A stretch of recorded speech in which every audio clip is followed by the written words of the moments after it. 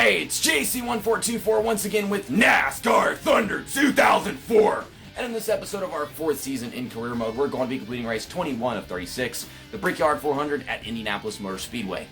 One of the most challenging races in this entire game, next to the Bristol races. I've never won this race on my channel on this game. I've done it in other ones, of course.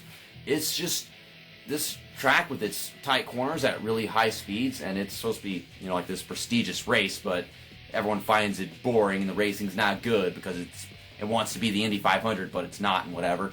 But in this game, it's really something.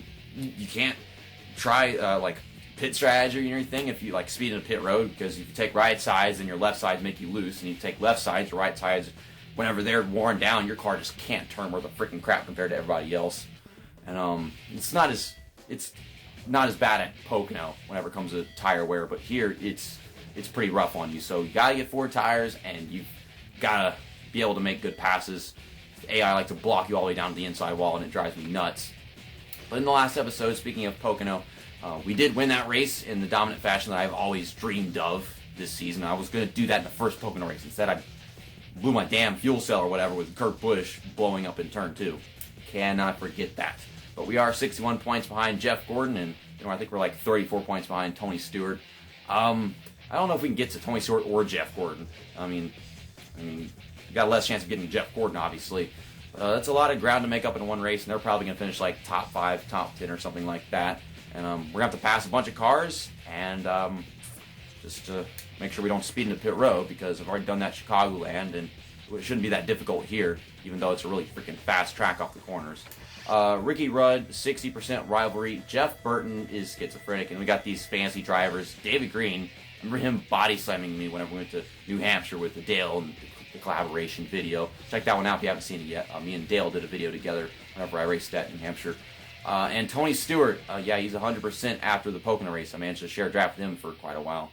Now, I definitely want to get to Sterling Marlin if I ever get the chance. I'm not really concerned with Michael Waltrip, though. So let's get out of here. As a matter of fact, whenever I was practicing for this race to see what I could do, I got a feel for it all. I was trying to pass Ricky Rudd, and he hit me on purpose because he's got that 60% rivalry, and I just freaking drifted into turn 1, and I survived it. I just perfectly fine, and I went on to win the race like a lap and a half later or whatever. I had to get that on video. I recorded the replay. It wasn't the actual thing, but I don't think that's going to happen in this video, so something to make this video that much more special. So click on Quick Select, get our equipment. We've got an 83 car rating. It's not an 84, but that's definitely good enough to win here at Indianapolis. Jeff Gordon is starting on the pole next to Tony Stewart. Oh, you hate to see it. That's kind of a nightmare because they're leading the points, and they're going to be just doing absolutely excellent in this race. I don't know if both are going to stay up there in the top 5 and lead laps and all kinds of stuff or what. Let's just hope that they don't have the best of races. I just hope that they stay out and don't pit to like lap 12, because if they do that, then we're going to have a really good day. Or not. Everyone could just slam the brakes in front of me and then blame me for it. So this race is already off to a terrible start. And we're hanging on to the draft. We've got all these cars still right here next to us, so it's not too bad yet. Dive it into turn 3. They're all trying to block me, run me off the track. It's what they do here. For the most part, the AI here, I don't know why, but this track is specifically, more likely than not, they like to block you. In most places, it's usually like half the cars want to block you without a rivalry or whatever, but here, I see it happen a lot. Whether they're lapped down, or they're on the lead lap, I don't know. I can't even see turn 1. It's practically invisible whenever it's that dark. It's easier to see it whenever you're in there, which makes sense because your eyes get adjusted to it. But it's like the game does the eyes have it adjusted to it thing on its own. So before you get to turn 1, you can't actually see it. It's just this dark place where the unknown is about to happen. Gotta get on the brakes early because I got Greg Biffle in front of me. We've passed 9 cars up so far. Fancy driver hit the wall, and I was very capable of hearing that. Trying not to hit him. This car's kind of tight, but I'm probably just trying too hard. That might be the reason why. Leader is still just hanging on with the rest of the field. If you look at the map, he's just kind of sitting up front. But whenever they start pulling away, that's going to be a problem, because I'll get back to that one point, and it'll be trouble for me just trying to track the other drivers down.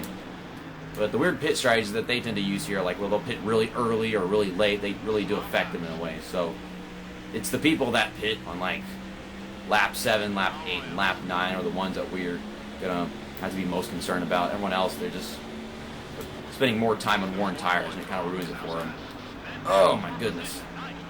I'm trying to gain ground without running people over. By the way, that's not Dale Jarrett. Dale Jarrett's not having a bad day. That's just Kevin Grubb. Also, I think Kevin LePage retired, and we got Stanton Barrett driving the 57 car. I don't know if there's anybody else aside from him. This freaking fancy driver blocking me from several car lengths away. I'm trying to get off this damn curve. I keep on hitting the brakes and reducing my steering and then starting it up again. And this freaking curves at this track can drive me crazy. That's also something I should have mentioned that makes things difficult. Why did you hit me? I mean, it didn't start a rivalry. I feel like he did that on his own, trying to change lanes even though there's someone next to him. Maybe his spotter's not doing a good job. And past Kenny Wallace. I haven't seen Kenny Wallace start in the front row in ages. Like, he used to do it all the time. He would start in the front row at, like, every 5 races or something. So I can make a pass, and they start trying to do a crossover, and I'm like, nope, not doing it. A bit of a gap between Kenny Wallace and I guess this is Joe Nemechek in front of us. Yes, that is. Something I was starting to notice whenever I was practicing for this race is that Johnny Benson is, like, way better than he used to be. And we saw Jay McMurray, and he's having kind of an off race, but I guess he's a little bit better than he used to be. I mean, these are drivers that used to be running, like, freaking in the 30s every race. But Johnny Benson, he's gotten better. Thing is, this game might make him retire soon. I hate it whenever, like, the good drivers retire, even though they just got better. And in some cases, like, you know, drivers that are really good, they were always really good for a long time. Like, you know, Bobby Bonnie, he was already really good. He already had his prime. And then Dale Jarrett, he just retired. But the whole Johnny Benson thing, he's starting to run really well. I think the odds are, like, maybe even after this season, he might retire. I'm trying to pass Ricky Craven. He's trying to kill me. There's Sterling Marlin. I want to share some draft with him if I can real quick. Just, you know, press that button.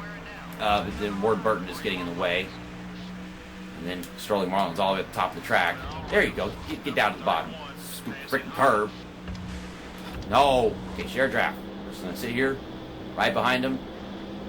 Raise it up a bit. Okay, I'm going to have to hit the brakes early because you know what they do going into turn 3. I had to let go of the draft because I know I would just lose a bunch of my alliance with him if I hang in there but then not even sit behind him. I'm trying. I don't know who's pitting this lap. Okay, well, he isn't. Don't hit the wall. We'll get some more of it down the front stretch. This might mean reducing my chances of actually winning this race. I am. Okay, here we go. Brake hard into 1. I actually timed that perfectly. Like, we braked at the exact same time. We're getting there with him. Passing Jimmy Johnson. No! Did he really not care about that? Because the freaking thing didn't pop back up. Or maybe it did and it just didn't show it. I don't freaking know. I try. I didn't exactly want to pass him right there.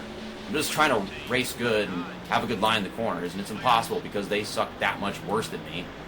It's like they're not a little worse than me. They're significantly worse. But like I said, there's Johnny Benson. He's running 9th place right now.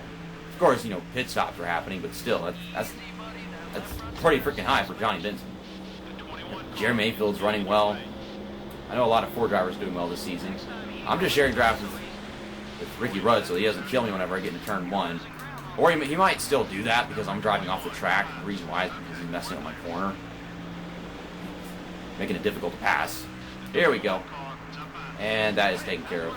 That was a clean pass, so it should have gone down to 56. Don't think it did, though. It should have told me if it did. So we're getting around Kevin Harvick and Mark Martin. I'm going to pit this lap because it's right in the middle of the race, and that is the best time to do it. Just don't overdrive 3. Hold the bottom. And around Mark Martin we go. We're in the top 5. Sure, it's pit stops, but that's a good sign. I think we're going to win this race. Go back to back. Gain some more ground on Jeff Gordon and Tony Stewart. One of them is bound to have led the most laps, and we're going to tie a Nikes, making ground on you, though, so that kind of sucks. Slow down! Oh my god! I kept on saying that we can't speed in the pit road with this fucking track. It's one of the worst ones to do it at, and I did. I'm so hard on the brakes. What else can I do? It's not that hard to not speed in the pit road with this track, and I still did. I'm so fucking done with this game, man. Like, how the hell am I going to win this championship if I just can't not speed into pit road? We did it at Chicagoland, just like I did in the Core League, and then we do it here. Remember, I sped into pit road whenever I was playing NASCAR Heat 3 at Indianapolis, and I wasn't even trying to pit. Just got ping-ponged off the track.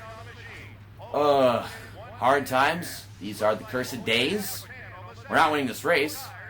And now they're going to make us sit here for an extra few seconds. Okay, so it's just 20 seconds. Must have been a really good pit stop that got ruined by the speeding penalty. We go out pit road and it says we're freaking 40th. Or 41st, I don't know. A ton of people saw it pitted. And then I can use like the draft of lap cars to hopes they don't block me like crazy. It can either speed you up or slow you down. I'm in front of this weird 115 car right now. Oh, coming up fast on Kyle Petty. Having a hard time going anywhere.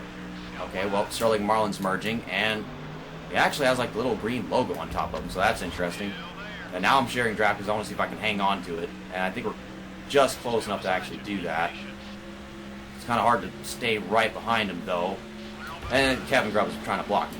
Why? Why would you try blocking me from all the way over there? Still, once again, like, they do that in this game. 23rd, still got like 10 cars on pit road, so it's not too bad. What the fuck is your problem? Okay, he was already my rival, and then he makes it even worse. That's him. Now that's gonna be left over. I don't think it's gonna be 60 after the race, but golly, man, this fucking AI. I didn't even know that was one of the rivals I already had, because I barely hit him and it went to 66, which is such a random number. So it was clearly already there. Round Jeff Green we go. Trying to not hit the apron, the curb, whatever that bullcrap is. Sterling Marlin is pulling away. He has fresher tires than me, but I think I can still track him back down. And I was correct. Taking a run off of turn 2. And we're passing Sterling Marlin. He's my ally, and he says he's my ally very clearly, but he's still trying to block me. This is the game, lacking in logic. I don't know, maybe I'm wrong. Maybe he's actually trying just to work with me and stay in front of me or some stupid crap at a track where that's not exactly the purpose, given the fact he's driving way slower than me. There's Johnny Benson still running very well in 11th place. He'll still be in 12th after I pass him, so yeah. Unfortunate if he retires after this season, or maybe even the next one. Who knows? This guy will be running in the top 5 next season. I don't know. Maybe.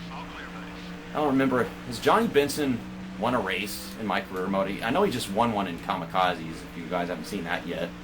I don't remember what track that was at, though. But, yeah, I know I've had a few weird drivers win races here. Jerry Nadeau's running in 10th, or he was. Now he's finishing 11th. Pontiac drivers improving as time goes by. Pontiac hasn't left, and see what productive things could have come with it. Got a big old stack of cars up there that I could actually work my way around if I had the time to get to them. The leader's at the front of those. Got 2 laps to go. Mama, I'm coming, Mama. I'm coming. Oh my God, the freaking apron. Tony Stewart and Jeff Gordon are held up in traffic. Who is slowing these guys down, like, tremendously? Like, is it Matt Kenseth, the freaking ET car? I don't fucking know what to call it. There's a white flag out. Tony Stewart says he likes me, but he's blocking me. He loves me. I know that much. Okay, we're going to sit it into turn 1. Bash up with Kurt Busch a little bit. The thing didn't turn red, so, I mean, apparently he's not pissed about that. Now, I got loose off of turn 1, apparently. There's Jeff Gordon. I want to get him. I think I can get him. Shared draft. Come over here. Get over here. I'm going to get you. We'll get 4th place finish after speeding on the pit road. Apparently it didn't hurt me that much. Obviously that has something to do with the fact that someone was holding all these guys up. Send it in there. Okay, and we're stuck to him. He did not like that. But I got it. See, I was just going to bump him out of the way, but then the game threw its dumb physics card at me, and it's like, you're stuck to him. No, you're not. No. Here's the rivalry. I said I like him, and I wanted to make him an ally, but at the same time, I'm not putting effort into it. And then over here, he's pissed off at me because I'm bashing into him. I'm like, I'm going to get my 4th place finish. We finished in front of Jeff Gordon. We finished very much in front of Tony Stewart. Dale Earnhardt Jr. got a win. And Jeff Gordon led the most laps in the race, so I still lost 5 points to him. Fuck! That was his 4th win of the season. That ties him with how many he got last season. I think he's definitely got time left to get 1 more and outdo his 2005 season, and 2 more to outdo how he did in 2004. And in my rookie season, he got 10 wins. So that's definitely not happening. I mean, we have more than 6 races left, but he ain't coming near 10 wins. I have confidence Dale Earnhardt Jr. will be able to have a better season than his past couple of them. Jeff Gordon is 53 ahead of Tony Stewart and 66 ahead of me. So yeah, like I said, 5 points. But Tony Stewart, it was like 27 behind Jeff Gordon before we did that race. So I think he just lost like 26 points. And he is, I think, 13 ahead of us. Now, I don't know if we're actually able to make it past either of those guys in the next race, because the next one is Watkins Glen. Oh, goodness. Going through traffic at Watkins Glen in this game is freaking hell. But, yeah, Ricky Rudd's not the top anymore. Now it's Jeff Gordon. Of course, Jeff Gordon doesn't want to hit me on purpose. We saw what Ricky Rudd's was, and now he's down to negative 36. We still got a Randy Norton. I pissed off a driver that was already pissed off with me. Now I'm not going to see him for several races, and he's going to be stuck there. I think they have more reoccurring in our 4th season because they keep on like adding fancy drivers as this time goes on until you just got a bunch of retired drivers and random fancy drivers taking their places. They have a bunch of fancy drivers, so don't know when we're actually going to see them again. Tony Stewart's alliance goes down to 94. That's just kind of the regular thing over time. And we had the chance to share a draft with them, but I wasn't going to waste it there because I want to see if I could just pass all these guys and still get a decent finish. Yeah, next up, Sirius at the Glen. Oh, goodness. I've tried like 100% length races and started last place in them, and then just blow up within like the first 5 laps because it's just so much car and wall and high speeds, and they slam on the brakes for the chicanes, and it's a mess. Shop additions, 11 races left until the body shop comes in, give us some more downforce. Though I think if I just build some new bodies, I could get the downforce that I truly want, so I don't know if it was exactly necessary. No work to do on chassis, engines, or bodies actually. Got all 3 of these synced up. Let's go ahead and actually build a new body now that we have the opportunity, because I guess that would be necessary. I'm pressing the wrong buttons. $546,000 to build a new one, 87 downforce, and 85 drafting. That's significantly better than what we've had with the other cars. Yeah, 81 downforce. It's probably like 82 or something before that, but yeah, it's like a 5 downforce increase. So I should have what I've been wanting right now. 9 races, but still. And sponsorship, it's up to, or down to, 53 happiness with errands. That should be like 3 or 4 more races left of this contract, and I don't know what we're going to have next. I've been hoping for that number 21 car that Kevin Harvick drives in the Busch Series, the Payday car. No one usually gets that car in their career modes, and I would love to drive it, that's for sure. I actually like Payday, and I like the paint scheme. Not as much as this one, but I'd be excited to drive just because other people won't drive it that much. See you next time. That's that, and episode over.